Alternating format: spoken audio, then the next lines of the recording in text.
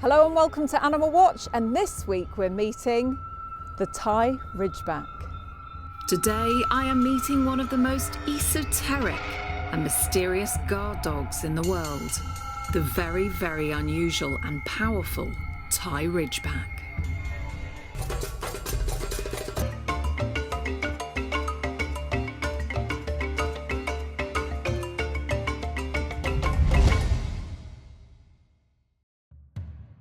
The Thai Ridgeback, also known as the Mai Tai Langai. Strange looking, striking, unusual. Like a gargoyle or statue on a church or in a graveyard. It is thought to be one of the oldest breeds within the dog world and has been Thailand's domesticated dog for centuries. Don't underestimate this dog. It is fierce, powerful, and extremely territorial. A primitive pariah dog, which has reproduced in Thailand almost exclusively by natural selection until the very recent past. Thai Ridgebacks were naturally bred and ran free around residential areas, farms and temples. As a result of the isolation of the area, there was no chance of crossbreeding with other breeds. The strongest and fittest dogs survived, creating the very healthy dog we know today. The dogs were used in Thailand as watchdogs to pull carts and to hunt vermin such as rats and dangerous prey such as cobras and wild boar. Like most primitive breeds, they can be a handful and a half to live with. This dog takes a strong owner who can handle their independence and huge prey drive. What is very clear is that they are strikingly beautiful, and if you love the esoteric, then this dog is as close to Ghostbusters as you can get, with his piercing stare and muscular physique. Today I am meeting Goblin, the Thai Ridgeback of London, one of only a handful to have recently been imported to the UK.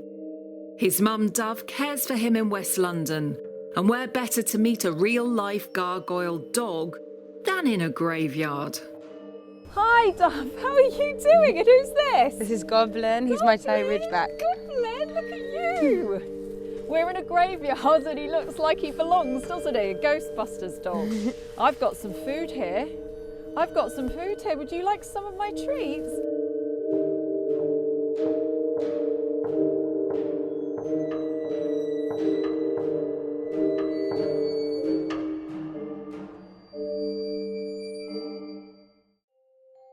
Well, I'm here today with Dove and her beautiful Thai Ridgeback Goblin, and he really looks the part today. These dogs are very, very rare, aren't they? How many have we got in the UK at the moment? Probably only about 200. I believe they came into the UK in the 90s, but they were still very rare up until about a year ago. We've had a very big influx of puppies being born. They're very much a one family dog, aren't they? Yeah. And they're very, very good at looking after you and protecting you.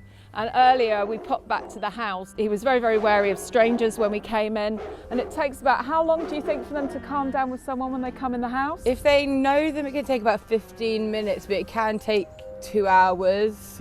Yeah, and you were saying that sometimes you've got friends that have been over maybe about 10 times. Yeah. And he will still go through the same process of basically being a little bit Yeah, or he'd unsure rather of take them. himself away and not even be in the situation. Is it that they're guarding you, or do you think it's some slight self-preservation as well? I'd say it's a bit of both. Do you find he guards you when you're out and about? Yes, definitely. When he's on the lead, he's definitely a lot more protective. Therefore, you can never take your guard off these dogs because you never know.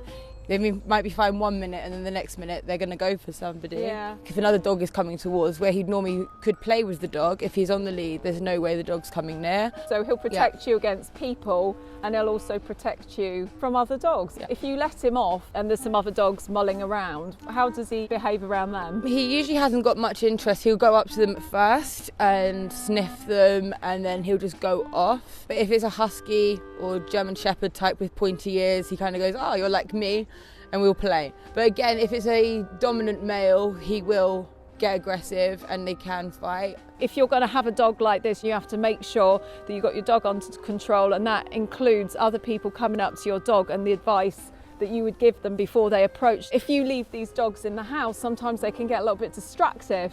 So what experience have you had there? I had a beautiful sofa which he managed to eat through the middle of and den right the way through and make a little house under, and that was purely because he was left in the house just for a little bit too long. Notorious for ripping up sofas, mattresses and pillows. They miss the owner, I guess, is what it is. Yeah, they need somebody who's going to be around a lot and make sure that they can take them out and do loads of things with them. They are an active dog. At home they will lie about on the sofa and just chill out, but they need to go out every day. And What sort of exercise would you give him? minimum an hour and a half.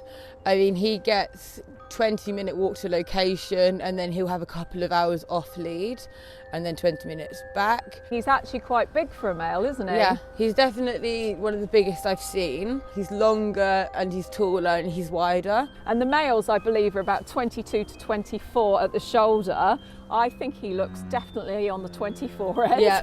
And then the females are about 20 to about 22, so they're a little bit smaller. And then weight-wise, how heavy is he? Last time I weighed him, he was 29 kg, but I'd say he's more than that now. But that could be actually just muscle, Yeah, because he's such a solid dog, isn't he? Yeah, he's definitely lost a bit of muscle tone over the winter just from not wanting to be out in the rain. Yeah. But in the summer, he's a lot broader. And the Thai Ridgeback is basically called a Ridgeback because he has got some fur that goes down his spine which grows in the opposite direction. They've got these amazing colours, and what would you call this? Would you call this blue or smoke? This is blue. This is blue. And what other colours do we get? You can get different shades of the blues. You can get them darker, you can get black, you can get red with black face, and you can get a fawn, which is also called an Isabel. Which is like a champagne. Yeah.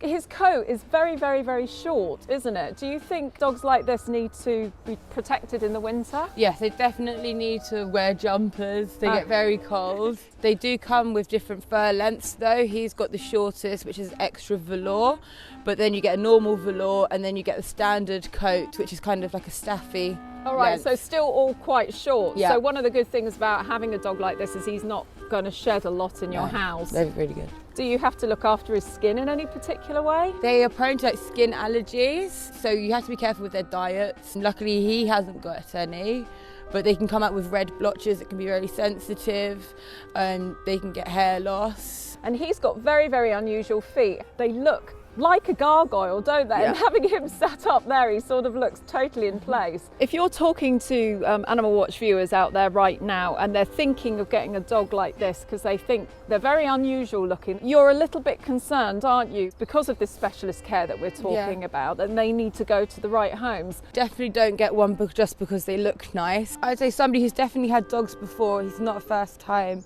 dog, somebody who hasn't got small children, somebody who can definitely be at home and spend a lot of time socialising, especially when they're young. I'd say it's crucial right up until they're about 2 years old, rather than a normal dog where you can kind of go, 12 weeks or whatever, a month, they're all kind of done. You can't have a full work schedule because they will destroy your house if you're not at home. They're also very, very protective of the home. If you've got a lot of people coming in your house all the time, this dog is going to be quite testy because you're going to be constantly having to calm them down every time somebody new comes in. Yeah. They're amazing at climbing. Yeah. So if you've got a very small garden fence, this dog is going to definitely get over that fence. They're amazing to watch while they're out in the woods climbing stuff and jumping around and chasing squirrels. Their recall isn't very great. Some of them don't come off the leads unless they're in a very good penned-in place. Today had been so interesting. I had never met a Thai Ridgeback before. He was certainly devoted to his mum, and I am sure he would protect any family with every part of his being. He was strong, powerful and independent. We witnessed his prey drive several times, and it took him a while to accept me before I could interact with him. All part of his mistrust in strangers, which makes him such a great home protector. After we got to know each other, he took food from me and I was allowed to stroke his muscular body and feel the beautiful dense velvet coat. A mysterious and interesting breed indeed, which is only just making an appearance outside of Thailand. This breed is very old, and their true beginning is unknown to us. However, many ancient items that mention and picture Thai Ridgeback dogs have been found. These prove to us that this is truly an ancient breed that has remained true to its type. You can see why they are known as the royal dog of Thailand and one of Thailand's many beautiful treasures. I am eager to see what the future holds for this striking and handsome hound. If people would like to find out more information about this breed, is there a particular website that they should go to? I'd advise going onto Facebook. We've got a group called Thai Ridgeback Dog United Kingdom Community Support, where loads of other Thai Ridgeback owners share their information, and they're really happy to give advice, whether it's on what breeders to go to or anything you need to know about the breed really. And make sure you definitely do research on these dogs before getting one.